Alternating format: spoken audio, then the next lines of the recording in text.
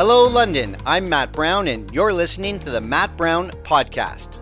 It's the show about all things local and maybe some other stuff too. If you're a regular listener, you'll notice that I've taken a bit of a summer hiatus from this show, partly because much of the content comes from Newsmakers. That's the show that I host for Rogers Television, which is also taking a summer break. But also because I've been working with some business partners on a startup. Stick around for the end of this episode, and I'll tell you all about it.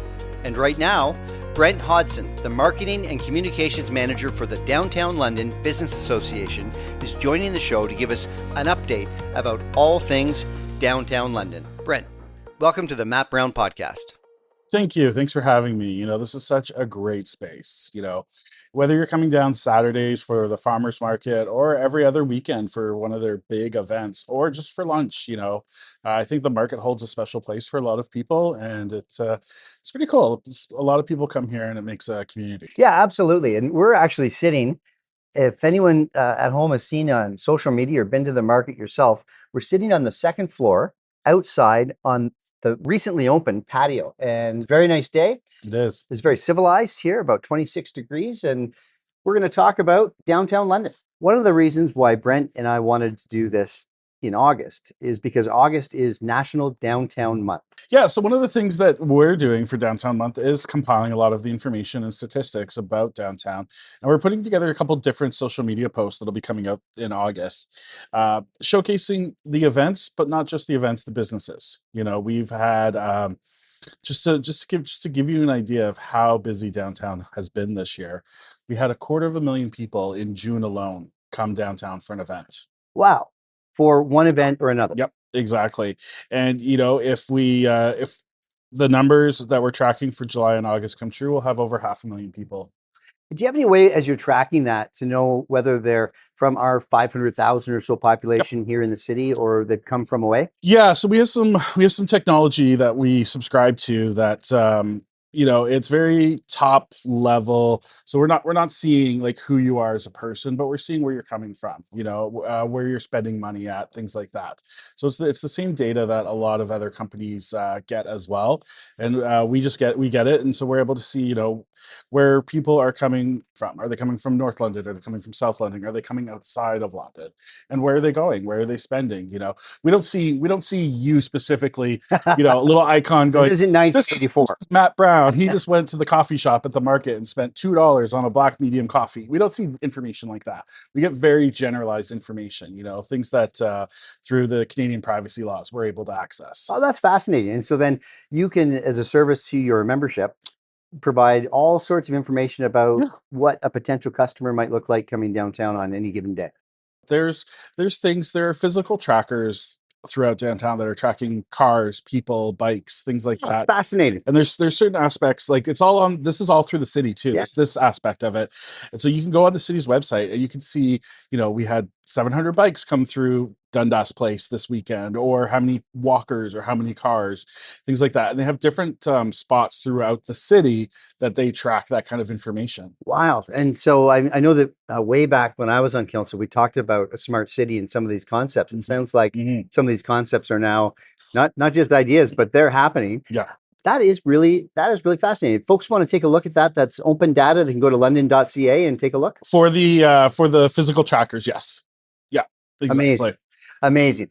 Oh. All right. Well, so business-wise, downtown London, we're one of the largest BIAs in southwestern Ontario. We cover 84 blocks. We have 1,400 members. If you ever look at the map of downtown, it may not be what you think downtown is. We have certain borders, you can say, but we have a lot of members, a lot of businesses in our area, and we've seen incredible growth this year as already. We have, through our tracking and through what we've seen, we've had 16 openings so far this year, and we have another 12 potentials. We're just waiting on whether they're opening up this year, if they're, their construction, things like that. And so close to 30 businesses that are opening in London, in downtown London. But also we've seen businesses come back to downtown. You look at Willie's Cafe, originally downtown, moved to Old East, back to downtown. They're in One London Place. Exactly. And if anybody listening at home They make great sandwiches, and I would encourage you to head over to One London anytime you can and just try out one of their just fantastic sandwiches. And people look at downtown and they see food. Downtown is very restaurant heavy as well. You can have a taste of cultures all throughout the world, just minutes away from each other. But you know what? We've seen other things open up. We've had metaphysical shops open, so that's the crystals and things like that. But we've also had like another bicycle shop, a smart cycle shop open up. We've also had a lot of beauticians, estheticians, services, that kind of stuff open up as well. Yeah. So, we're seeing businesses that are needed, and they're coming to downtown. If we think back 15, 20 years ago, what the planners thought downtown might look like, well, no one could predict COVID. Yeah. And what that would do to sort of our patterns and how we operate. There were many, many, many more people who were working in offices downtown prior to the pandemic than there are today. And at the same time, as we look around the horizon, there are several new high rises that have popped up here. I can see 1, 2, 3, 4, 5 high rises, and the Aki's right behind us. 3 or 4 more just over there that are going to be coming soon too, Right. Like, and so really it's about feet in the street. And way back when I was on council, we talked about, downtown is a vibrant place during the day, but you could fire a cannon down Dundas Street after 6 p.m. because everyone's gone home. And so the idea was to grow more inward and upward. And so what's the balance in terms of customers for businesses from that perspective? If you think feet in the street residential or feet in the street office worker? we're seeing both. Both are increasing again this time of year. There's just under 12,000 people that call downtown home. I'm one of them. Yep. Yeah, I'm close. I'm not downtown, but I'm very close. And then there's, we're seeing, I think the number is about 43,000 office workers that come downtown. Yes, things have changed, so not all of them are in the office every day. Some work from home. Some 43,000. Yeah. Wow. And you know what? And that number's probably increased over the last month. Okay. With TD returning a lot more of their workers back into the TD towers, and with the commercial rates actually dropping, so we're actually sitting in second place across the country now with for the commercial vacancy. Yeah. Okay. Exactly. Yeah, and I can say anecdotally that I work downtown as well, and when I'm at a place like Coffee Culture, for example, I'm seeing a lot more folks from TD popping in for a coffee, popping in for lunch. Yeah. And with the continued growth with the office residential conversions, we've had 3 done now so far, and there's a couple more still on the way. It'll be very exciting because people are looking for that downtown living where everything's just outside your doorstep, whether you work down the block or you love coming downtown for many of the events, things like that. So And I think there's another the largest I believe switchover from commercial to like office space to residential would be at Dufferin and Richmond. I think that's a Sifton property. That was a really great partnership because it was not just Sifton, but it was the diocese, the church, and the city and the province and the federal all came together for that project. And when it opened, we went for a tour and we saw just how accessible it is in terms of lower rents, but also for people that have accessibility issues. There was a lot of different units that were done depending on that person. And I think, that's a perfect example of taking something.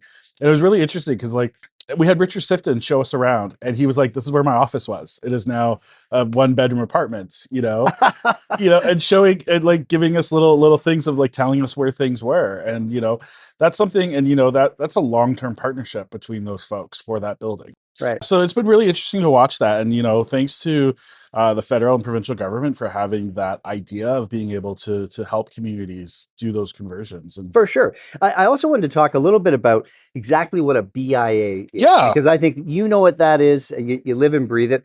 Folks listening might not.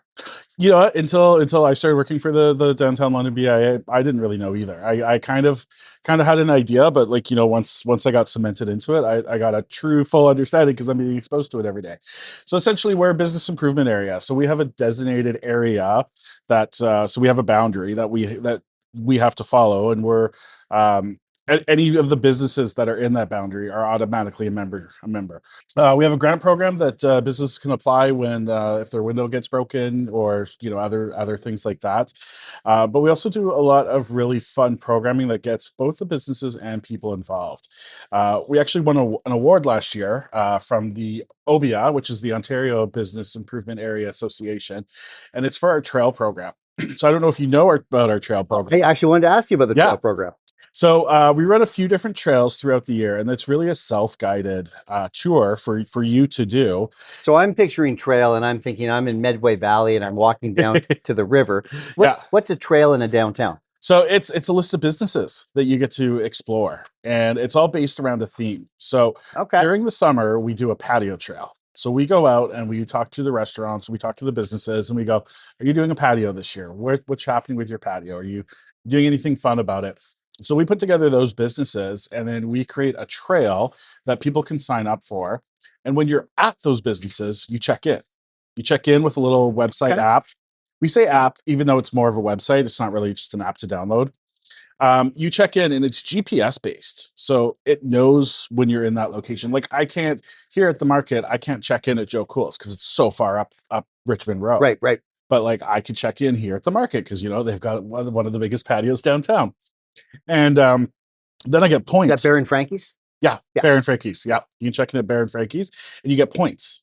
Every check-in, you get points, and then you're able to take those points and redeem them for prizes. Oh, that's amazing. And so, a lot of our prizes are the Downtown Dollar gift card. Yep. We have those in different increments that you can redeem for. And the cool thing about the Downtown Dollar gift card is that it's accepted at over 200 locations downtown. How's it going for 2026? You know what? We have actually surpassed our 2025 numbers. Already? So yes, already for the patio trail. We have 35 locations.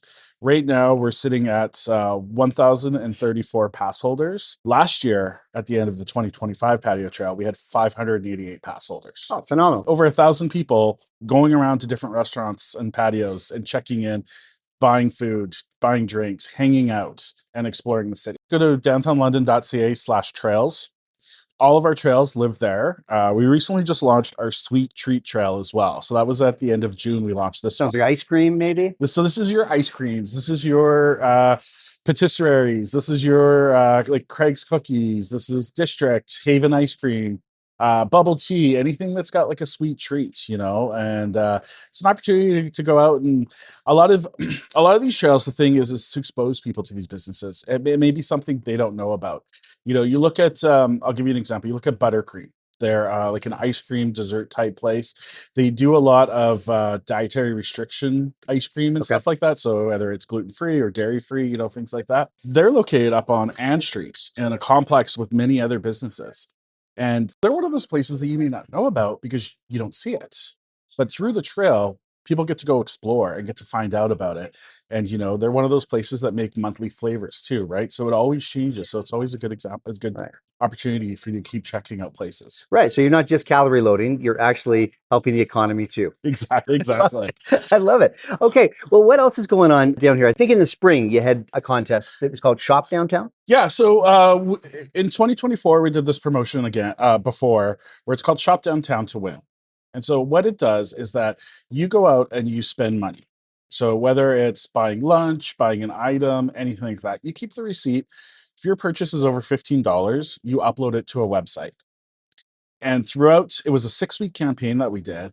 And throughout that 6-week campaign, we gave away $500 gift cards to the winner of that week. Each week. And so each week, a person got $500. And that's downtown dollars? That was downtown dollars. So they're able to continue spending downtown.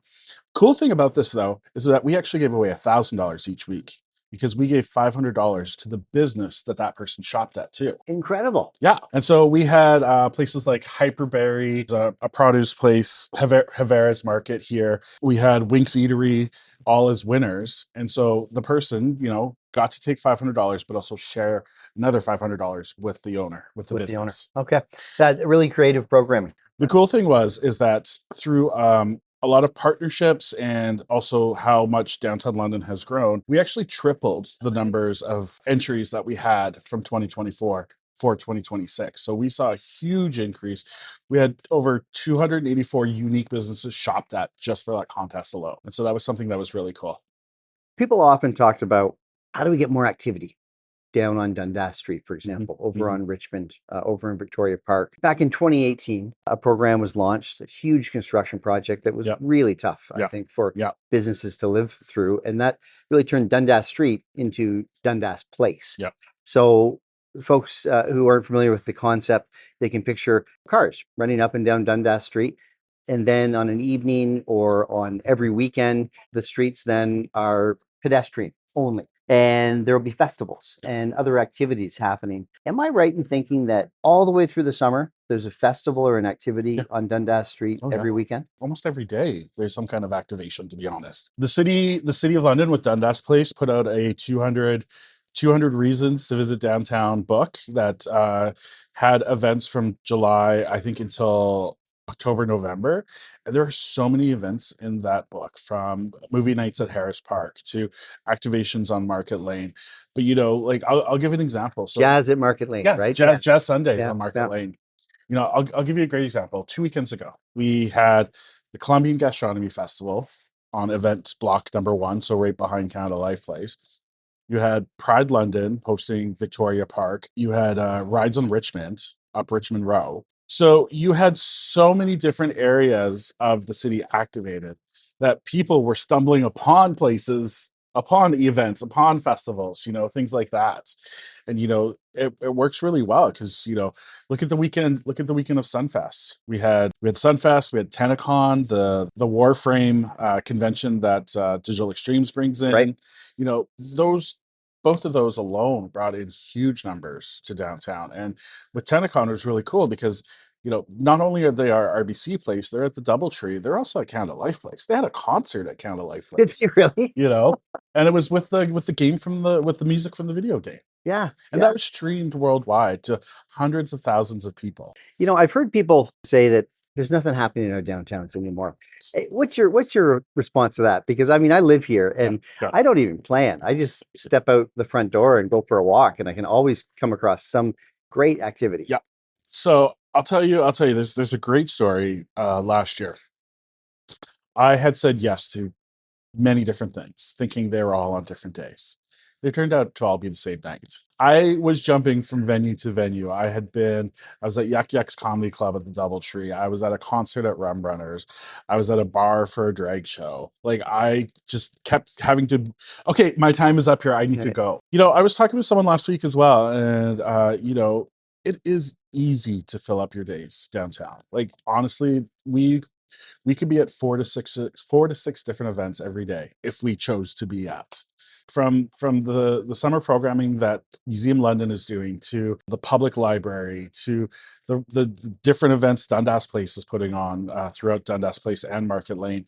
There's so many cool little things to check Sure, out. the weekend markets here at Covent Garden Market.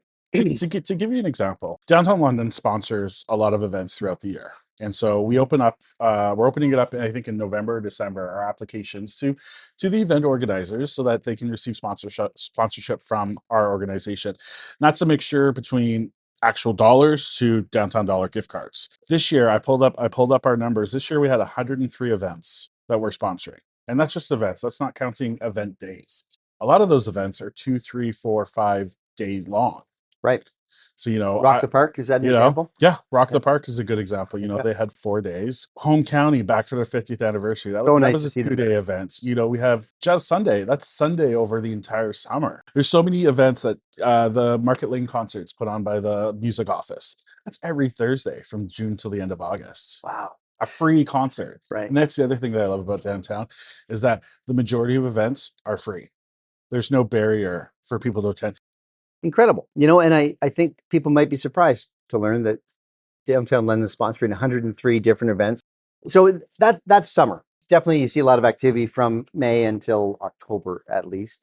What do the shoulder seasons look like? So, for the fall, we look at another trail we'll be developing is our crisp days and cozy nights. So Okay. this is an opportunity for you to, go out in the fall and experience some of our fall favorites, whether it's pumpkin spice lattes or pumpkin flavored, apple flavor, those kind of things, right? So we'll be putting together a fun list for that. We also do the downtown candy crawl. I think this is the 6th or 7th year in the making, and this is a partnership with like Canada Life Place, Dundas Place, downtown London, and then we get like places like Alden House, Covent Garden Market, all these different partners all come. But then we go out to the businesses. I think last year we had over 40 businesses involved, where you got to take your kid, bring them downtown in the costume, and stop at different places for trick or treating. And not only were you able to get treats from all the locations, but some of them ran deals and discounts, things like that. Oh, that sounds like so much fun. And, living down here, I've been down here for about 18 months now. There's school buses that stop at each of the big buildings, Yeah. and there's a lot of young people that are living downtown as well. Yeah. So it's an opportunity for them to have an authentic Halloween. Yeah.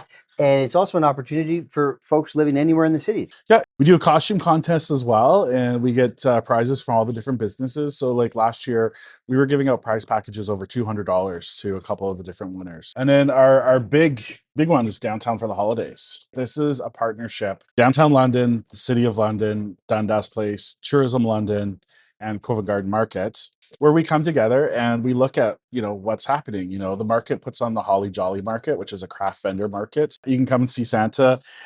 The city puts on all the wonderful events at Victoria Park, whether it's the tree light up, the New Year's Eve celebration, and then we have different activations happening all throughout.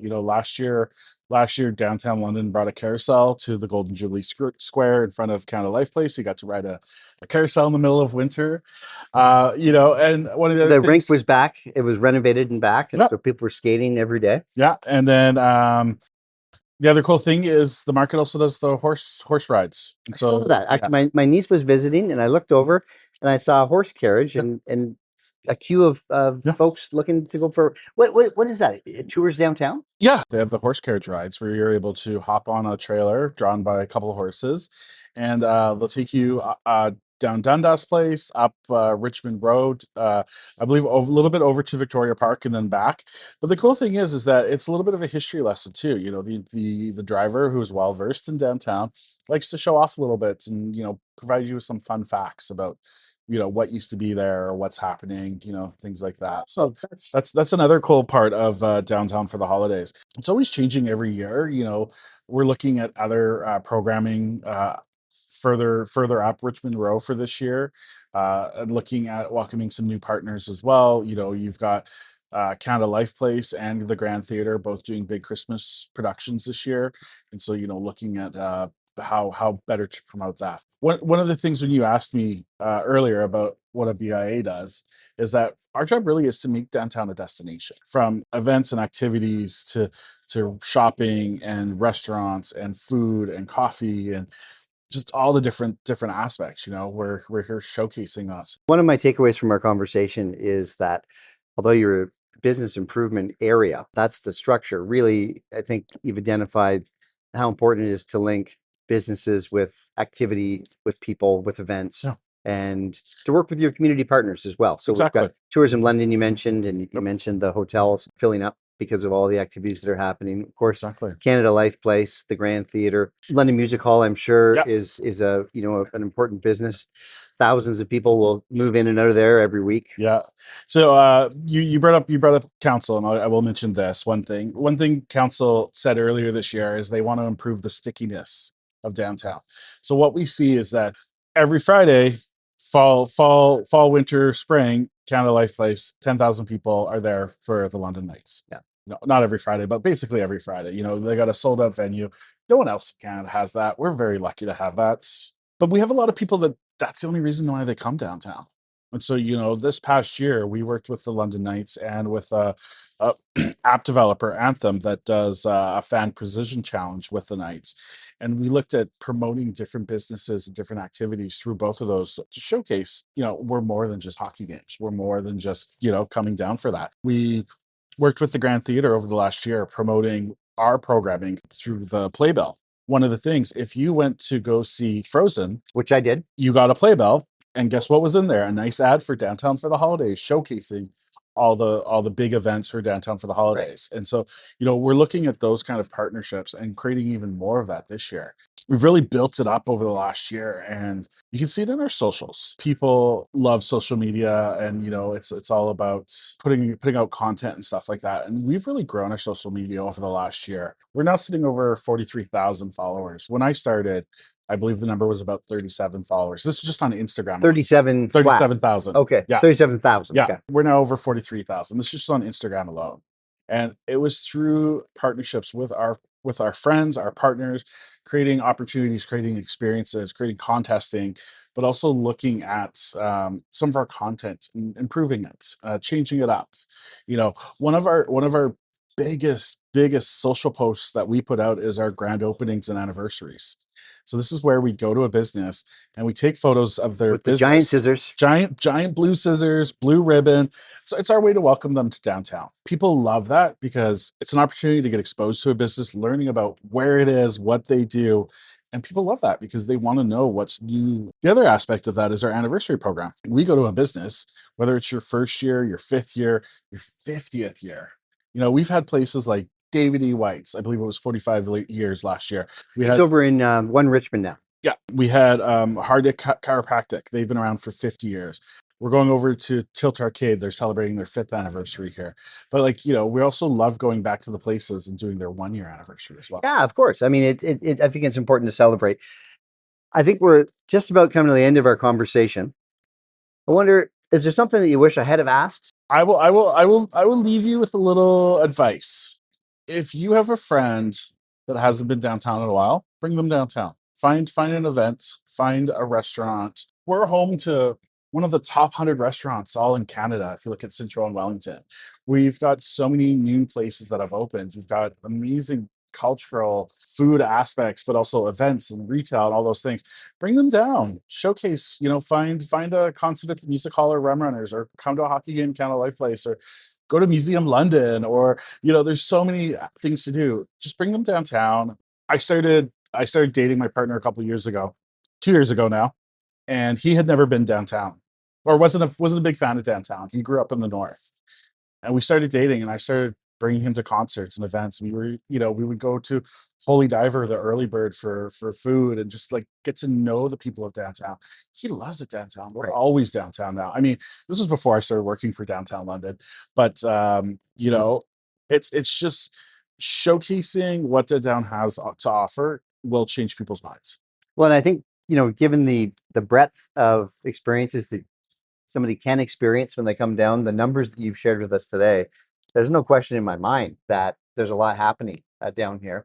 And maybe that's a great spot to leave it, that if a person is in South London, North London, West London, East London, and they haven't been downtown in a while, they might be surprised what they find. Right on. All right. Well, Brent, listen, thanks so much for being a part of this. Anything else for the good of the cause? You know what? Just visit downtownlondon.ca. Check out our website. Check out our socials. There is so much going on. You'll be surprised and you'll find something cool. Brent, thanks again for joining us today. Thanks. It was very fun to do this, and it was great to hang out at this new space at the market. And that's the show. As always, I hope you enjoyed it, and I hope you know a little bit more about the Downtown London BIA and the work that they're doing to support downtown businesses and our quality of life every single day. Off the top, I mentioned that I'd share a little bit more about the startup that I've been working on over the last few months with my business partners, Steve Cordes, Mike Donachie, Cedric Richards, and Deanna Tamblin. It's called London, Ontario Online News, or the Loon for short, and we launched it about 9 weeks ago. You can find it over on Substack. Just search Read the Loon and you won't miss it. What are we doing? Well, we've teamed up to send subscribers at least one new feature focusing on all things local every day of the week. On Mondays, I host an audio podcast. It's called Buckle Up, and it's sponsored by Hamilton Road BIA. Every Monday morning, I co-host this program with a member from our team or a special guest to give subscribers the information that they need to prepare for the week ahead. On Tuesdays, Cedric Richards publishes Ward Tours with Cedric Richards. It's sponsored by London Bicycle Cafe, and this is a unique hybrid offering. Cedric writes extensively about one of the 14 wards here in London every single week, and he also attaches a short and informative recording of a conversation that he has with Mike Donachie, and sometimes a special guest, at one special place or another located within the ward that he's covering that week. On Wednesday, Mike Donachie posts City Hall Notes. That's sponsored by Spiro Law. He's been doing this since early January, and he's developed quite a following of City Hall watchers who want to be kept up to date about what's going on down at City Hall. It's informative, and it's got some humor included within it too. On Thursday, Deanna Tamblin posts the Forest City Arts and Culture Roundup. That's sponsored by Downtown London, and it's exactly what it sounds like. Deanna keeps everyone up to date about what's happening in the city over the course of the week. She highlights events and initiatives, both large and small. It's fantastic. And on Fridays, Steve Cortis posts a video blog called Reflecting with Steve Cortis. It's sponsored by Old East Village BIA. It's a video blog where Steve leans in to his 39 years of experience as a not-for-profit leader here in London, and he offers his opinion about a current event or a local issue. Recently, he's been producing a multi-week series taking a look at Old East Village. Also on Fridays, Mike Donachie posts The Roundup, where he provides a briefing on all the stories that you need to know. They're gathered in one place, and he also provides regular analysis on the issues affecting London and the region. So, why am I telling you all about this? Well, it's because the Matt Brown podcast is on the move. This show will be joining the Loon lineup, almost always as a twice-monthly audio podcast. I'll stick around here for a little longer too, while I encourage you to check out the Loon over on Substack. I have to say that Steve, Mike, Cedric, Deanna, and I are all so grateful for the response that we've received from the London community to date, as we work to bring together London voices to deliver fresh content each weekday. Through our podcasts, our articles, video features, and in-depth analysis, we are covering the civic decisions, local issues, arts and culture, and community stories that matter most. Thank you to the well over 400 Londoners who are already subscribing and downloading our content every single day. A subscription to The Loon gives you more than news. It gives you the insight to understand your city better while helping sustain independent local journalism for the future. So please, head on over to Substack, search Read The Loon, and subscribe for free. You can also keep in touch with me here. You can reach me at the Matt Brown Podcast at gmail.com. Write in to tell me what you think. Maybe tell me about a future episode that you want me to cover on the Matt Brown Podcast, or you could pitch a show that you'd like to be a part of too. A big thank you to everyone who's done that over the past 13 months. So that's that. I'm Matt Brown, and you've been listening to the Matt Brown Podcast. It's a show about all things local and maybe some other stuff too. As always, thanks for listening. Bye for now, and talk to you again soon, London.